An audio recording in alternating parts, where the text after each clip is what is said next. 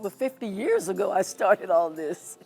And I'm still doing it, and I'm still loving it. And, you know, I get joy out of singing live music.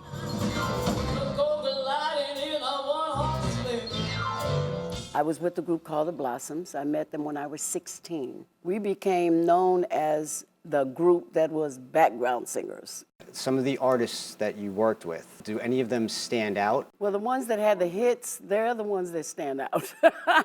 Sam Cooke and Elvis Presley, Tom Jones, Dionne Warwick, the Beach Boys, Jan and Dean. They were already stars, you know, but a lot of them didn't have background vocals. We were on the road working with Tom Jones, and they asked me if they wanted to hear from the singers, somebody other than Tom.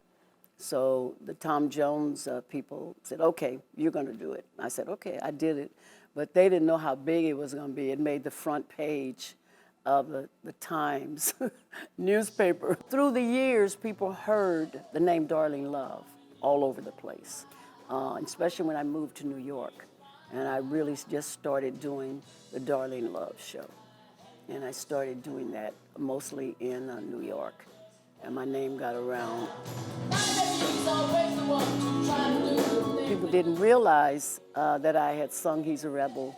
I did He's Sure the Boy I Love. Phil Spector was such a great producer at that time.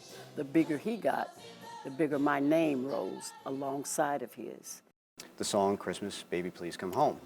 Did either one of you think at that time it would end up being this iconic, you know, classic song? It's amazing because I thought Phil was crazy.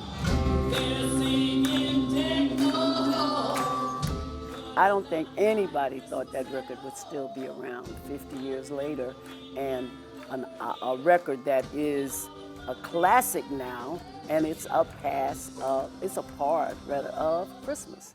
I wanted to ask you about your movie that just came out, Holiday Rush. It's a great family movie. That's the best thing about that movie. It's a family who the mother died and the husband is a disc jockey. The disc jockey got fired.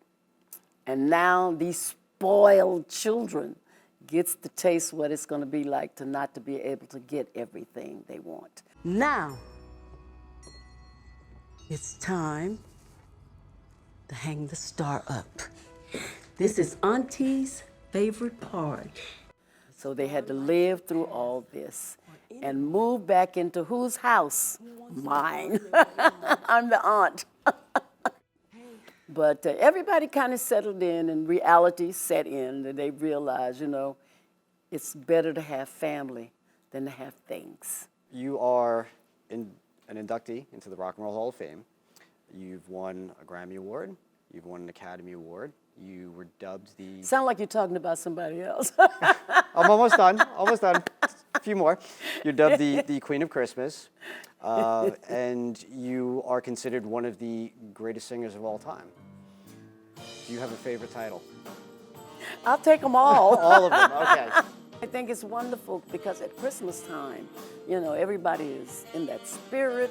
And then to know that they call me the Queen of Christmas, that's like, okay, for a month or 2 months, I can be the Queen of Christmas. Like you have the Queen of Soul, you have the King of Rock and Roll and all that.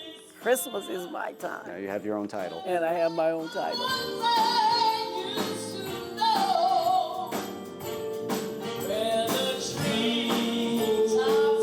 It's the joy of being able to put my spirit that I have into my audience, you know, and they feel this joy that I give them on the stage. That's the whole joy of doing what I do.